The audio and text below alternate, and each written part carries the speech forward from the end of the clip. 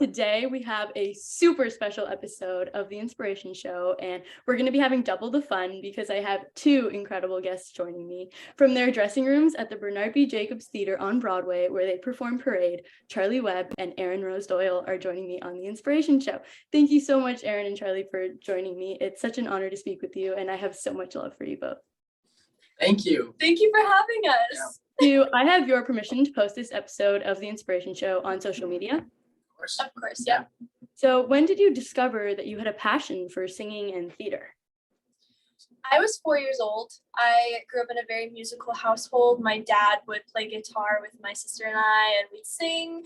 And so my dad definitely introduced it to me because we had a community theater open right outside of our neighborhood. So he brought us to see all the shows. I definitely was more pop-based, and my dad, he grew up kind of like teaching me music, but my older sisters kind of, asked me to join musical theater, but I used to play just a lot of like pop songs, and eventually they got me into theater, and yeah, that's kind of history, I guess. So I love how you're both influenced by your family, and look where you are now. It's so special. So what inspired you both to become a performer, and who has been an inspiration of yours throughout your career?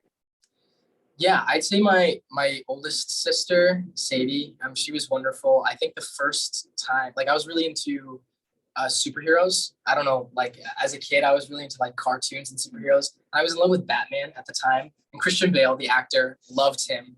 And she was like, have you ever, like, do you want to see Batman like sing and dance? And I was like, what are you talking about? And she was like, well, there's a movie called Newsies that you need to like watch. And Christian Bale, you're Batman, singing and dancing. I'm like, shut up, like there's no way. And I remember watching that movie for like the first time, and I think I was in 5th grade, and I thought it was like the most badass thing that I've ever seen. Like a guy singing and dancing. I thought it was so cool. And yeah, I don't know.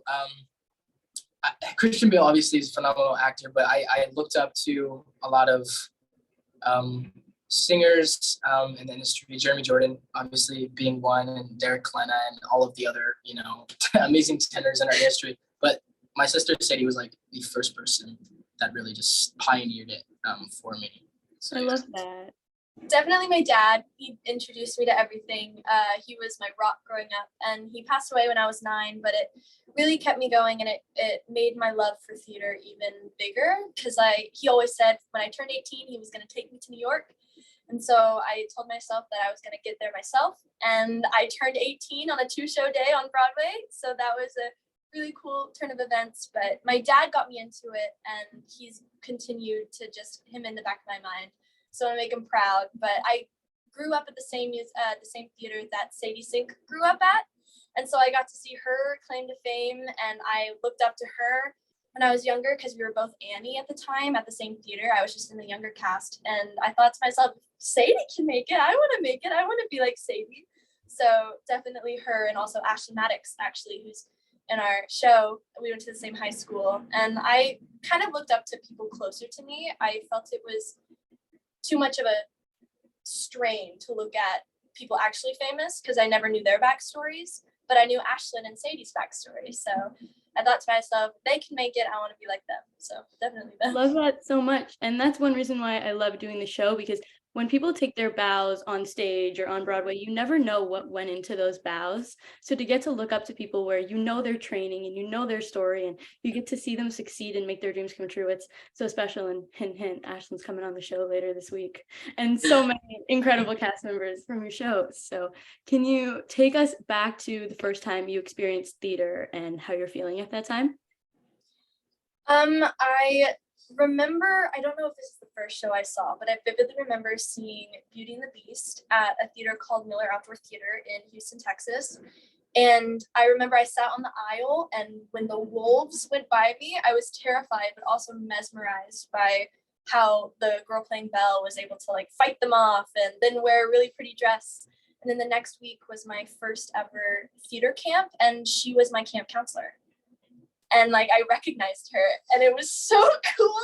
I was like, no way. I felt like I was meeting a celebrity. So Beauty and the Beast is the first one that I can remember, and it just changed my perspective on everything, even at like 5. first experience, I think I was in a show before I actually got to watch one. Oh, wow. And it was, yeah, at like a really young age. I think my first like show I got to see was at the Fox in Atlanta, and it was Peter Pan. And if you don't know the Fox, the ceiling is the night sky. So it was like really cool watching them like, do things, being like off the ground and everything. It was amazing. But like the first show I did, I was like Scarecrow in like Wizard of Oz, and it was so funny. It was so cute. It was in elementary school, and this is so strange, but the role was given to like 3 people, me and like 2 other people. And so whenever we would like sing the song, we would all like rotate and like sing the song because like they wanted to give parts to everybody. That. It was the most wholesome thing because everyone got a chance to do it. It was wonderful. It was the best theater experience I've ever had. So please tell me you have pictures of little Charlie as Scarecrow. I want to see them. Out there. They're out there somewhere. Definitely my mom has a hold of them, but I will pay her tonight. So you are both currently making your Broadway debut in Parade. Charlie portrays the role of young soldier and others, and Erin portrays the role of Mary Phagan. Parade tells the true story of Leo and Lucille Frank, who were a Jewish couple living in Georgia when Leo is falsely accused of a crime he didn't commit. The show teaches us a lesson of humanity, faith, trust, love, and justice. So can you share a little bit about your Parade journey leading up to this point? And Erin, if it's okay, I'd like you to go first, because I know you said in an interview that your sister portrayed the role of Essie in Parade, and when you saw it, you wanted to be Mary Phagan and full circle. I did, yeah. So she was, I think, sophomore in high school. So I was in 7th grade, and I remember I didn't really pay attention to the music because in 7th grade, I wasn't really into musicals that had meaning. I just wanted to see a show and have fun. I didn't want to see a show and feel bad. And so it was a one-night only staged reading concert type vibe. Everyone wore beautiful ball gowns and the guys wore suits.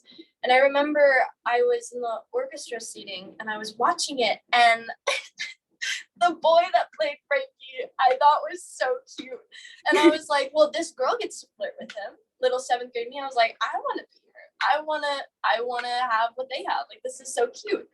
And then I kind of forgot about Parade because I was younger and I didn't really grasp how important the story is. And then my sister sent me the open call for this on Instagram. And she literally said, if you love me, you'll audition for this. I remember it vividly.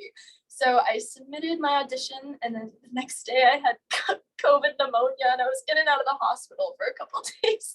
So I forgot about it. I got my call back, and it was my first time ever in New York. And I met my idols in the room, Jason and Michael and all these amazing people. And then 2 days later, I was on the way to English class and I got a call. And I ran to my choir room because I needed quiet because Texas schools are huge and there were like thousands of kids around me. And I got my call and did City Center, and it was amazing, a dream come true. I lived in a hotel for a month. That wasn't a dream come true, but working with the amazing cast, and I grew such a great friendship with Gaten. I still keep in contact with him. We text almost every day.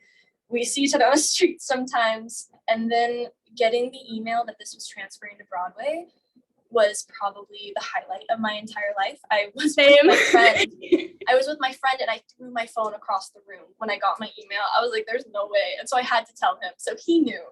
But it was insane. And now I'm here and I have amazing friends from City Center and new. And I could not imagine my life a better way. And I didn't get to have the senior year experience, so I don't have a graduation and I don't have a prom, but this is way better, and I'm very excited and honored that I have this opportunity. And yeah, I've been talking for a while, so you're sorry. Yeah. I want to ask you, because you play multiple roles in the show. You play young soldier and others, and you also understudy Frankie Epps. So what was that like for you?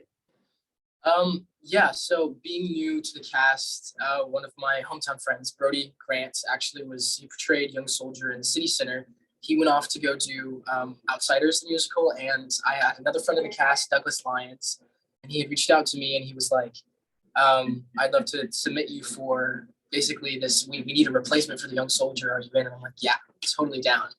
and they had me do a callback, and at the callback they had me read and sing for Frankie and also Young Soldier, but they were just like, hey, if you get this, like, we'd love for you to play the understudy, but also you'd be playing a bunch of miniature roles within like the story, whether that's a guard, a soldier, a newspaper boy, one of the criminal, like the gang at the very end, basically, one of the Knights of Mary Phagan. And I was like, yeah, I'm totally down for that. And they're like, would you be okay to miss school? Because I just love college. And I just remember them being very, very sweet and nice. And I hadn't been introduced to Parade live, but I had seen bootlegs, and I had done a lot of dramaturgy, like research, and just trying to educate myself as much as possible. And in the education system of, I guess like Georgia history, it was taught the Leo Frank case, like I think in high school, but it was so brief. Like, we didn't really go over it, but I knew of the story.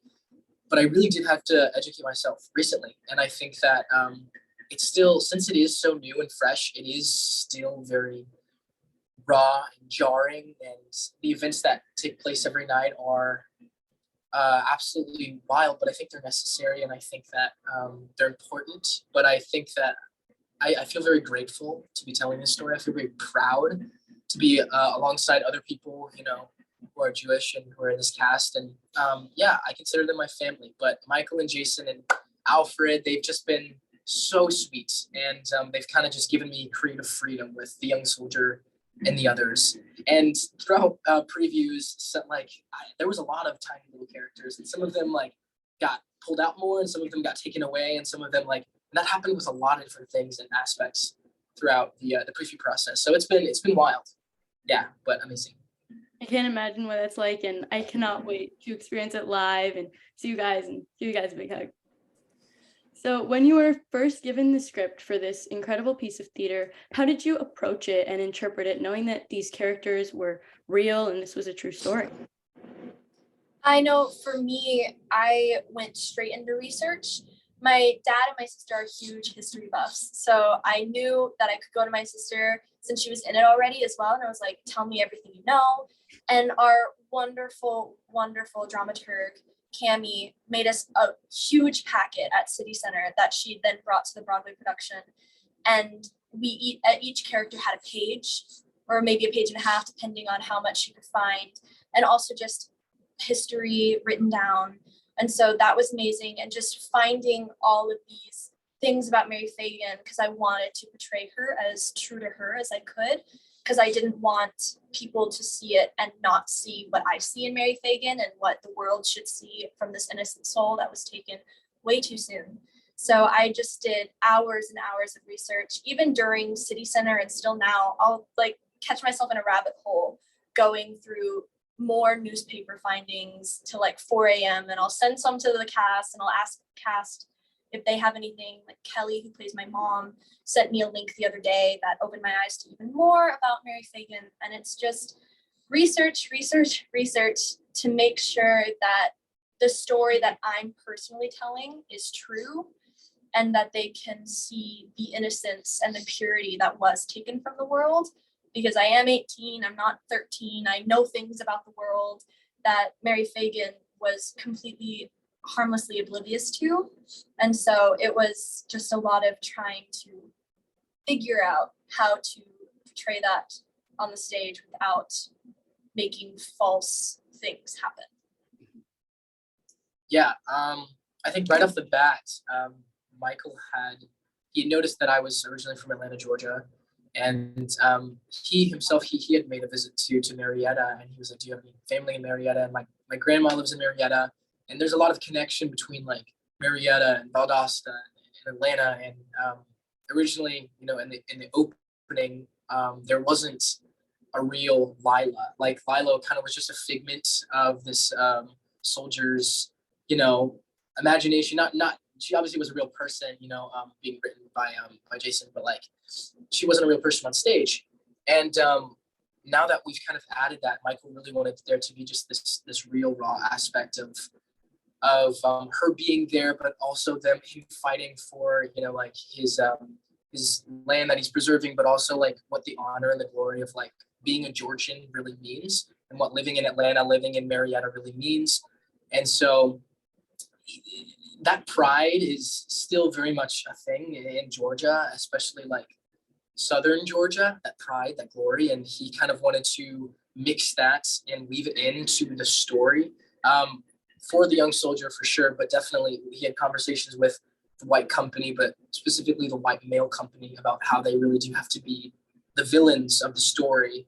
And if we hold back any of, what we're feeling, then like we're not really going to get the story across. So honestly, Michael and Ben both asked us to bring out a lot of this animosity and this glory that turned into rage, that turned into fury. I think, from like the Knights of Mary Phagan and the white men in the cast, which is it's difficult to look at a script and just realize what you're about to do, and then eventually do it. But those were my, like, the first thoughts. I was just immediately, I was like, wow, this is going to be a little bit difficult just to hop in. But thankfully we've had amazing directors and coordinators, and we have physical therapists on site. We have a PT dog. Her name's Toasty. She's the cutest thing in the world. I love that. So like anything you need throughout this process, like people are there for you. And but I know I'm going off track, but that was kind of my first thoughts when looking at the scripts, for sure. Yeah, the process of digging through a script and picking out important details, just doing a show is so challenging, but it's so rewarding. And getting to tell a true story and having it written out on paper, and you guys are bringing it back to life and carrying on that legacy. I can't imagine what that process was like, and I can't wait to see it live. Woo! So after rehearsals and an incredible run at New York City Center and many incredible previews on Broadway and now officially being open, what's your favorite part and most challenging part about being a part of the show? Ooh, my favorite part is just being able to sing this amazing score every night with such a talented company and such a talented orchestra. They are insane. I don't know how they do that. My fingers would fall off, I think. But that is my favorite part, just hearing the harmonies. And since I'm dead for most of the show, there's no good way of putting it, I get to watch the show basically from the wings, and we have monitors, and it's one of the most beautiful things ever, because I know everybody on stage personally, but I'm also seeing them step into these roles that I know are nowhere near them. And it's so cool to see that. But I think the most challenging part is dealing with the mental aspect of it. My character doesn't do anything, things are done to her and everything like that. But I think still having to watch it every night, and I know I don't have to, but I want to, but watching everything go down and hearing the things that are being said is still really taxing. And thankfully we have, like Charlie was saying, we have people here, we have any resource that we would need, we have here. And honestly, just a good hug from a cast member can go a long way, which I definitely take advantage of. So, but yeah, challenging part is definitely the mental aspect of it. Favorite part in the show. There's this really, really, really sweet moment between Ben and Michaela in All the Wasted Time. I don't want to spoil too much, but they're basically talking about how they're out in the meadow instead of a cold jail cell, and they see the mountains, and they're talking about the flowers that are in front of them. And our projections are like, they make the show. Like, we literally, our projections weren't working one night and we had to cancel the show because it is such a technical show. And it transforms from being like this cold, locked off cell into this really big, this open view of all these mountains, and the audience can see that. And it's just, it takes you away from all the, the really like hard things that are happening in this moment, and it takes your breath away, really. And then, like, switching gears, my least favorite moment is like literally right after that song, we do, Have to Go Get Ben.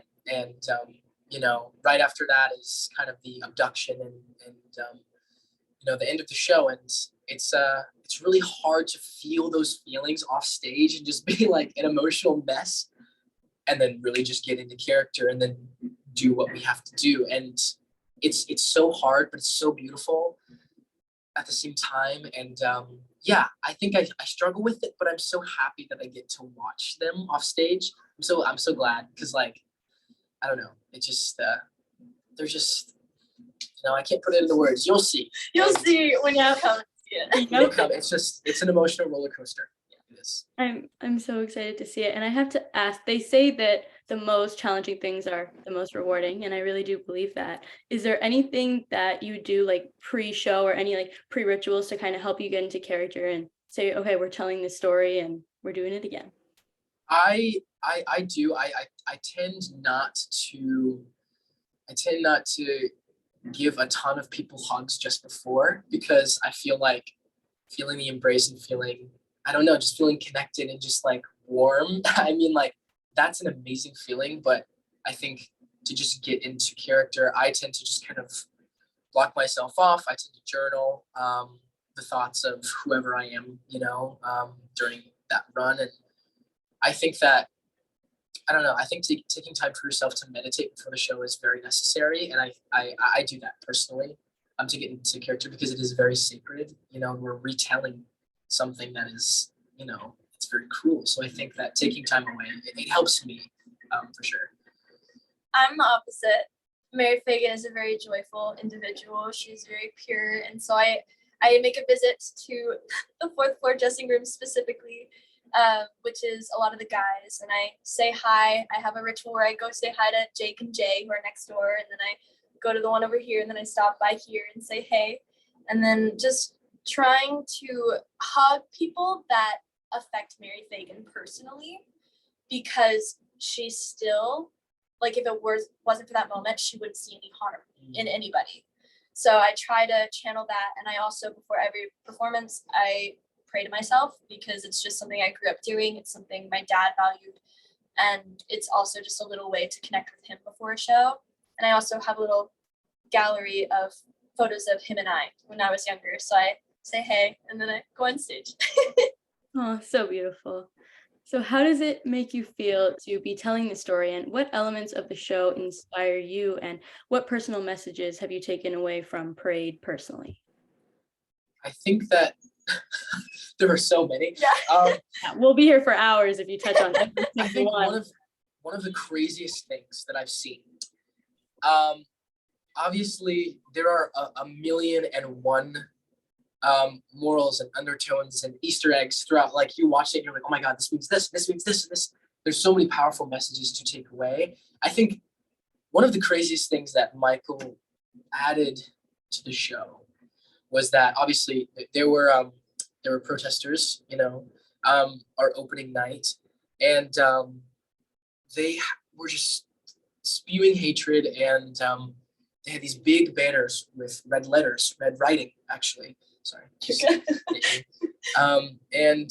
It was just really just hateful stuff. And we did a preview and another preview and another preview. And a lot of people were coming to the show, and a lot of people were asking, oh my God, like, are the protesters coming? Or, is it going to happen again? Like, I wonder if this is going to happen again. And Michael kind of, he added something into like, where will you stand when the flood comes, basically, where the children, the kind of the brainwashed youth of this whole ensemble, they originally don't have anything. They're just kind of marching, but he added this large white paper with red writing on it, and it was specifically created because of the protesters that came on the opening night. And it was just almost like it happened then, and it happened literally today. And it's just kind of a brilliant level that he added to the show. And there's so many things like that, but I thought I was like, wow, that is so creative. And it's also almost like we're going to stand up to you, we're not afraid kind of moment. And yeah, the realism and like what actually happened, and then what actually happened at the theater, like, it's bizarre, and it's crazy. Yeah. Mine's similar.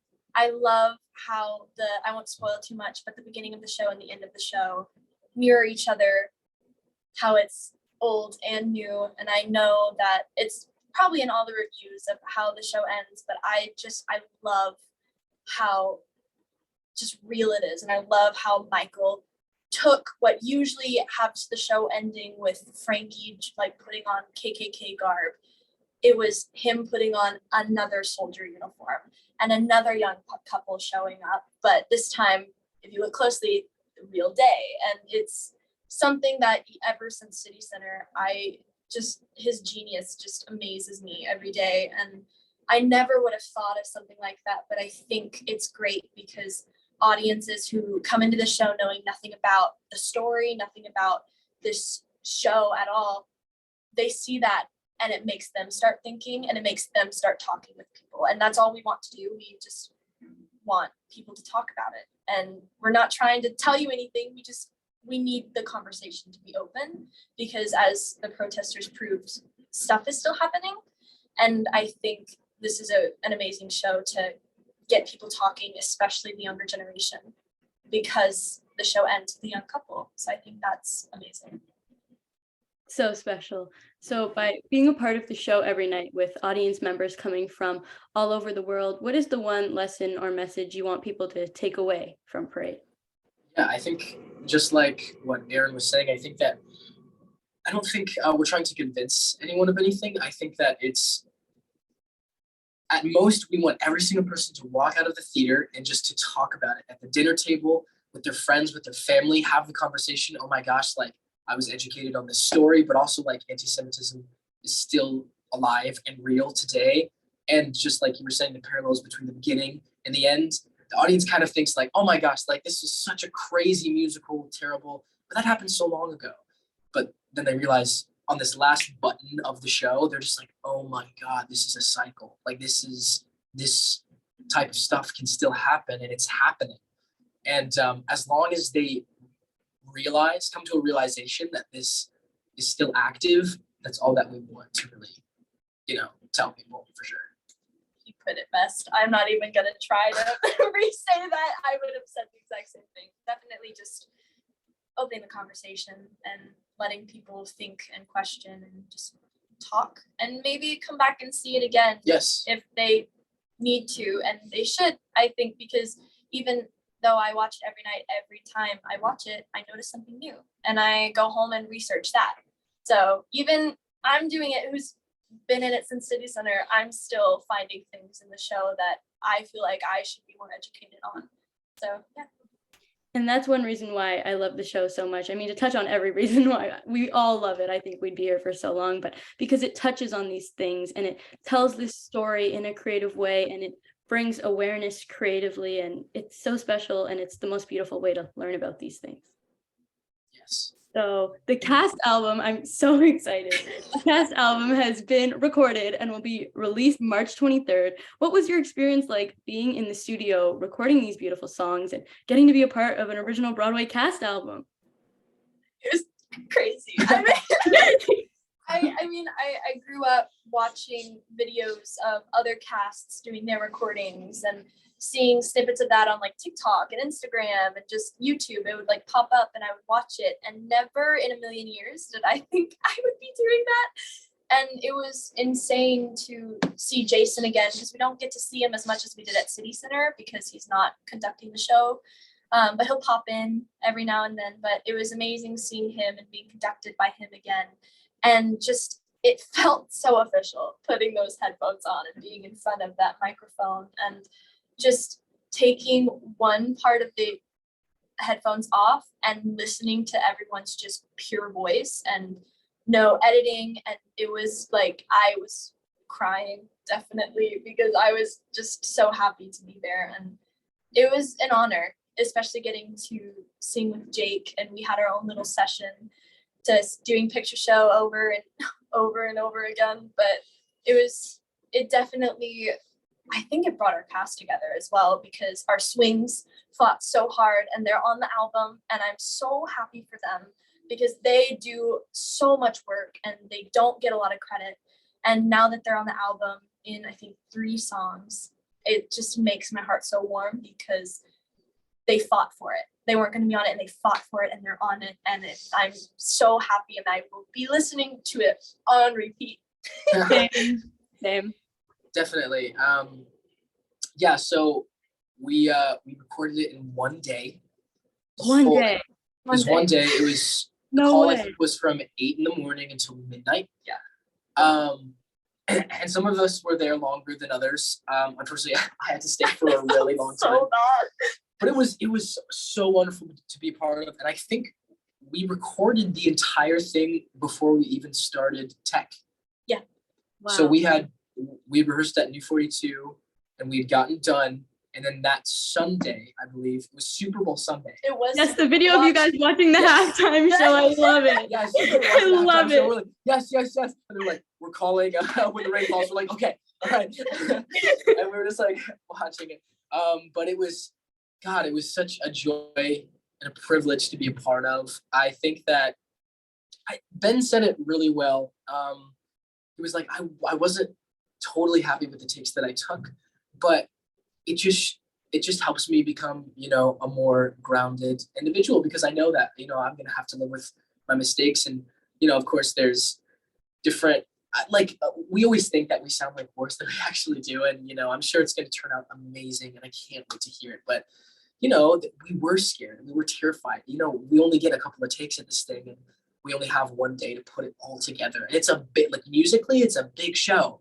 And the orchestra was there and, they only had a couple takes as well. And We had our original City Center Orchestra, which was insane to see all of That's so Yeah. special. which was how 26. 26 piece bands. Piece band. And I think Sweeney has 27, right? So they have 27. I think they have 26. 26? I think they have 26 as well. Wow. So we had a massive band, which obviously I hadn't heard before, but it was phenomenal just to put on the headphones and hear that. And there's some really just fun memories. But so quick. It was so fast. quick.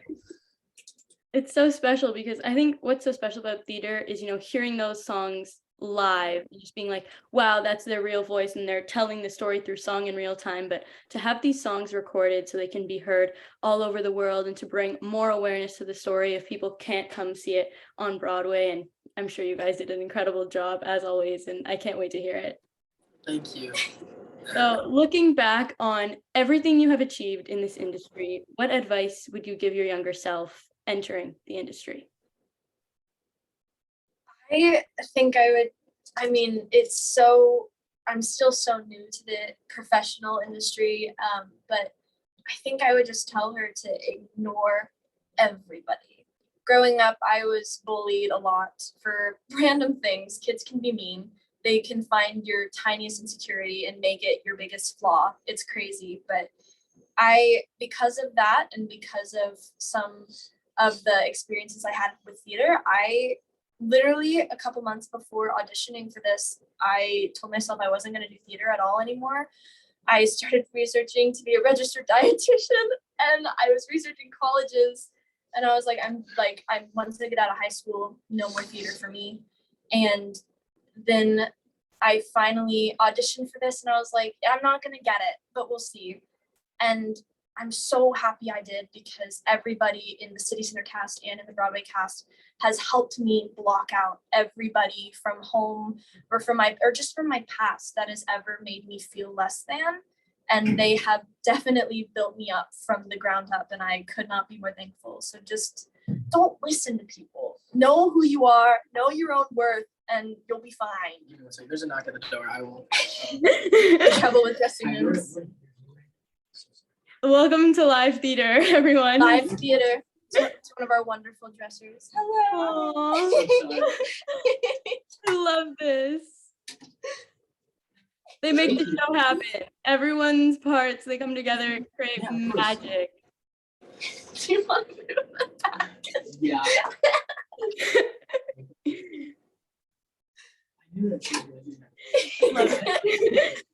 Amazing. What was I gonna say? Oh yeah, my younger self. I think that I just would say stop worrying so much. And I think that a lot of people have this idea of the industry they do have to be kind of structured, and they do have to be a different version of somebody else, like somebody famous, and they just have to be kind of like a robot and walk in. But I think that authenticity and being unique when walking into a room speaks more than if you can sing, through the roof, and who cares that there's been I've heard of, people and, that you could walk in and a voice crack, you could walk in and forget a line, you could walk in and, trip and fall. But I guarantee you, like, that is more authentic and that's more human than somebody who's pitch perfect and just like perfect in every single way. And I think that, just being yourself and crack a joke, make a regular conversation, be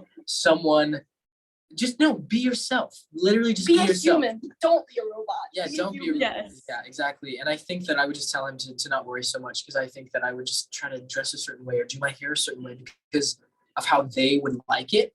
But I think whatever makes you feel comfortable, whatever you want to wear, going into an audition, whatever makes you feel good and confident, go in there and kick butt. But yeah. Being you is the most real thing you can show people. That's what you should do, because there's no harm in being you, but there is harm in being someone else. Right. Charlie and Erin, thank you so much for joining me on the Inspiration Show. You are both so beyond incredible, and it was such an honor to speak with you, and I will cherish this conversation forever. Thank you for inspiring me. Thank you for having us. Thank you so much. It's a great opportunity. I appreciate it. You were lovely. Thank you.